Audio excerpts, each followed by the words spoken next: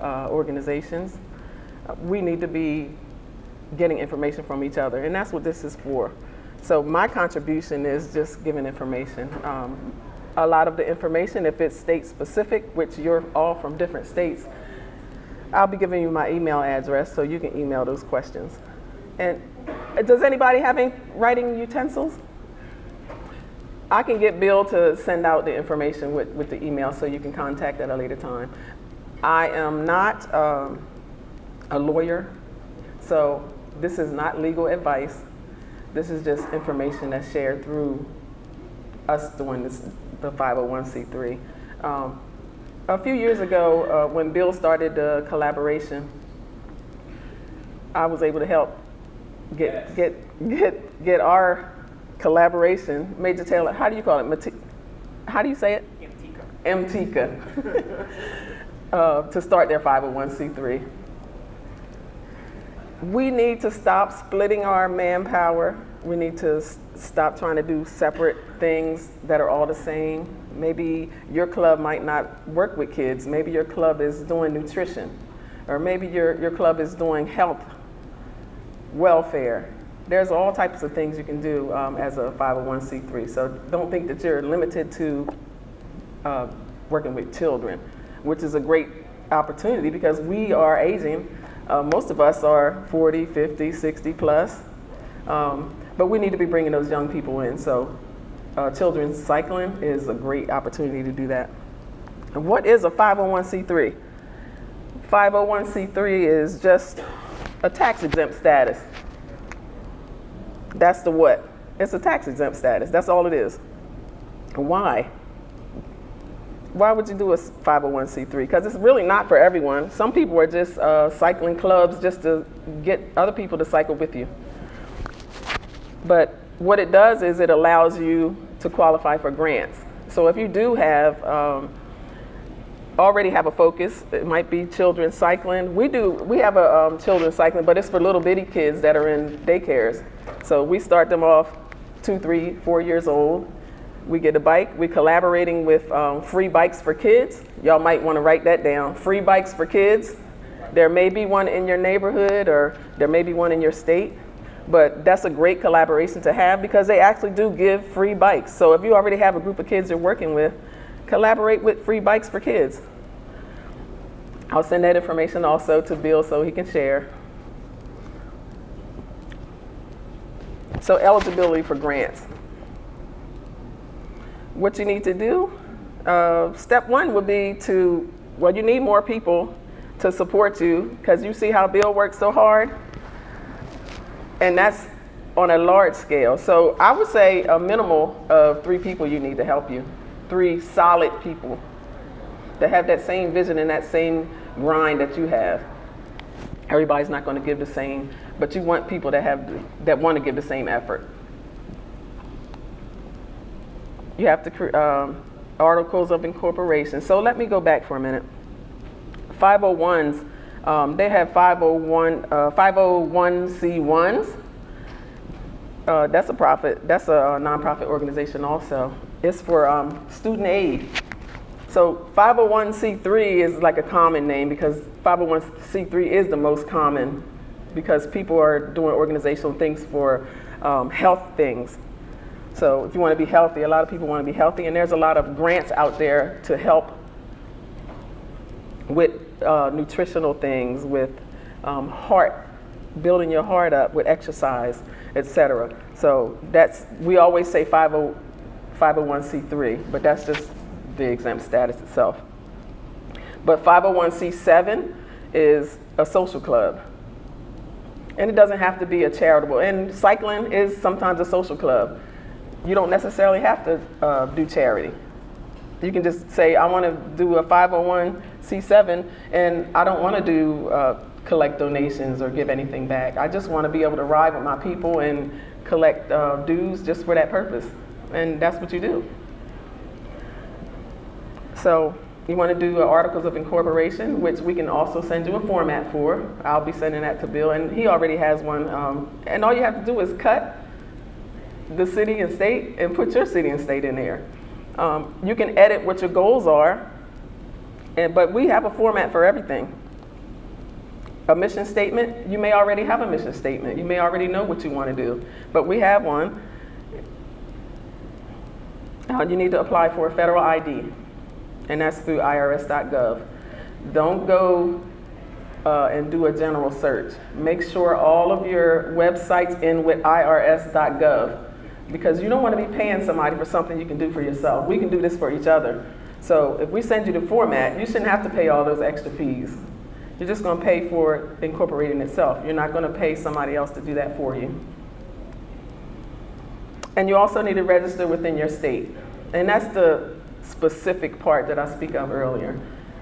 Each state has their own requirements.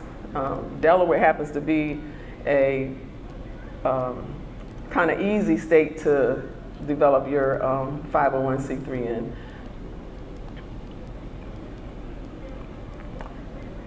So after you go to your state, then you actually apply for the tax-exempt status, whatever it is, 501c3, 501c7, whatever you're going to answer a bunch of questions in the application process, and that's going to determine what type of 501c you have. So 501c, you're either going to be a foundation or you're going to be a charity.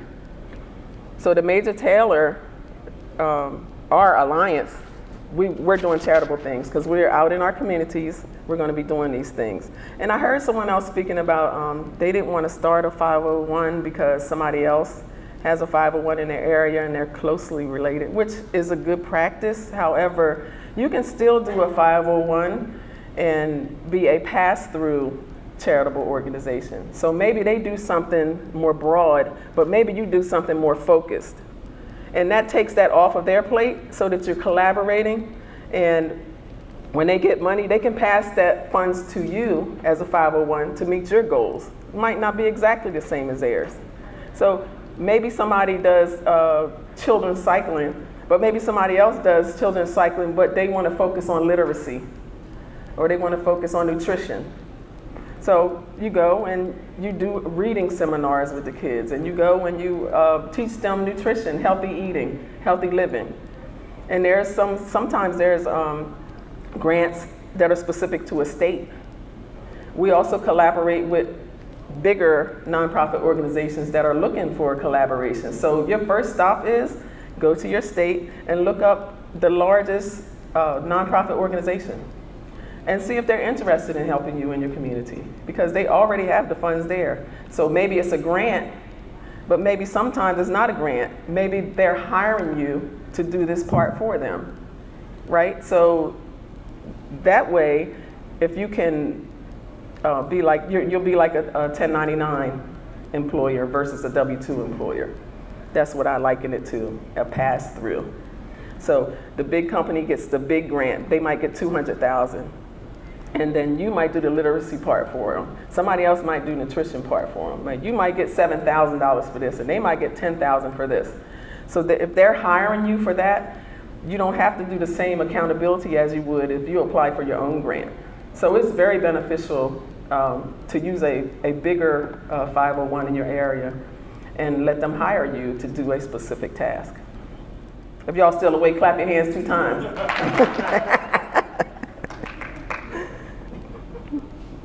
So the 501c3 allows you to fund your club and to reach your mission, which is via your mission statement, which you'll build that mission statement. And like I said, you may already have a mission statement.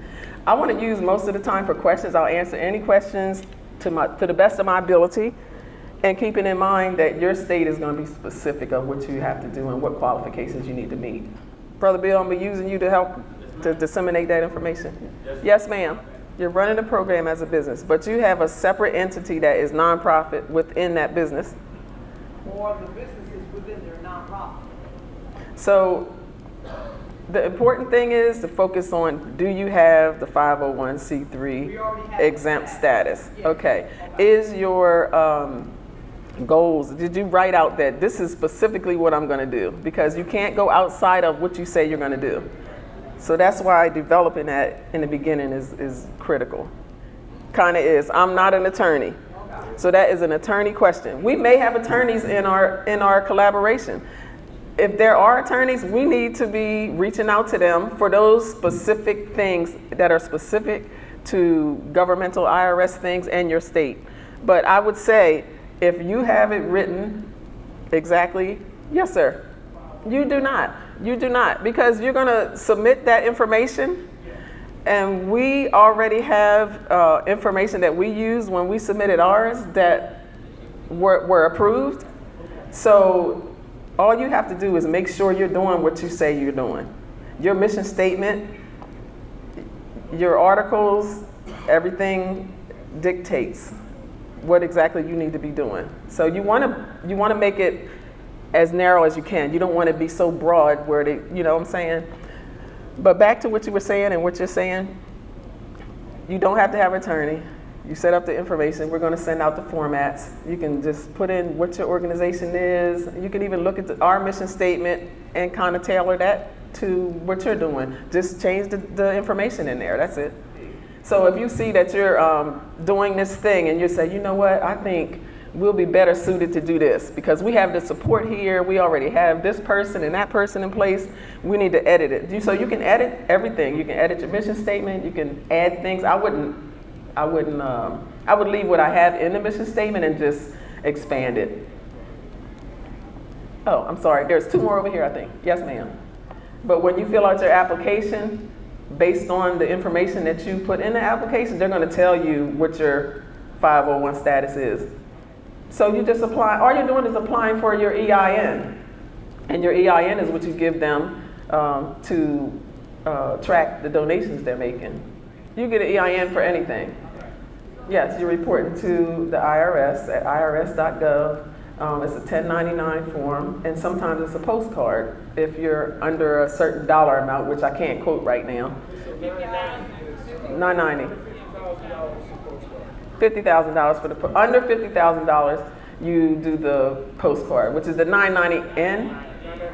Yeah, it's a $990 form. You can look it up. It depends on the dollar amount. So over that dollar amount, then you have to fill out the longer form. Over that $50,000. There's an application fee. I can't remember exactly what it is, but again, like she said, the irs.gov is the best resource.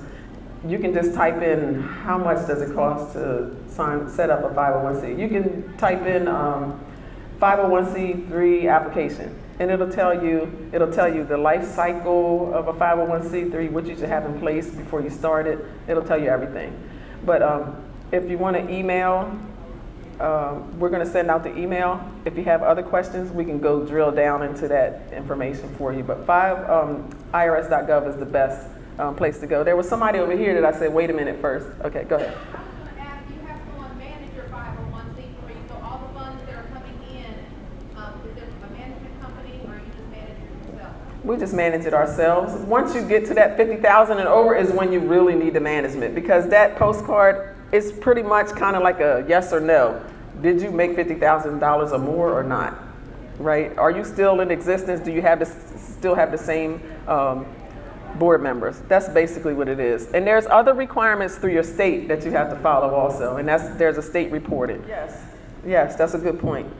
And they'll tell you on irs.gov also, and they'll tell you several times while you're applying, make sure that this is correct. If this is not correct and you need to change the name, or you need to change your status, or you need to change anything, you're going to have to apply all over again. So please, if you're doing it yourself, make sure you're not just clicking continue. You want to read everything. No, 50,000 is a lot to be starting. So you have a cushion, and again, the life cycle of a 501c, it explains everything, how people start, what the normal process is, and how long it would take you to get to that $50,000. Now, if you find a good another 501, a large one in your area, then maybe they'll give you. But normally, if they can look you up and see how long you've been in existence, and they'll start you off with a minimal amount before they'll give you the big money. And somebody else over here. Yes, sir. You answered the question about the filing, but what's the penalty for not making an annual report? I don't know, but one time that happened, and it was like $100 and some more just for not filing in time. You have 1 year The problem is you'll lose your status. So that's the main thing, because you can always start over. But the main thing is you lose your status. And then people who gave you funds, you have to answer to that. Somebody else was over here? I was just going to say on the 501c3, there's two different statuses. There's the easy, that's the 275 up to 50,000. Right. You anticipate that you're going to be raising more. It's a $600 fee. Okay, so what she said is if you do the postcard and you only made 50,000 or less, that was the 275. But if you're over that threshold, then it's 500, 600. So that's what she says. You can also look that up. Everything's made available, irs.gov. Anybody else? All right, this is the last question and it's time, okay? Yes, sir. I'll piggyback on the EIN number we were talking about. So if you already have the EIN number that's established, you can use it for the 501c3? You cannot. You cannot. And even if you have a 501c3 and you want to do another 501c3, you cannot use that same thing. So you have to get a new one? Yes. Okay, and my question is this. When you file the application, I don't know what the application already says, should you have your officers in place, the president, secretary, etc.? Absolutely. Okay. They're going to ask you to name those people. In your state, they're going to ask, my state, they'll ask you who those people are, what their address is, and email and everything. Okay. So normally people do it yearly. So yearly is when they ask you, has there been any changes, and you would just do that filing. But if you really want to get somebody off, you need to do that filing as it occurs. So you don't want to wait that time, right?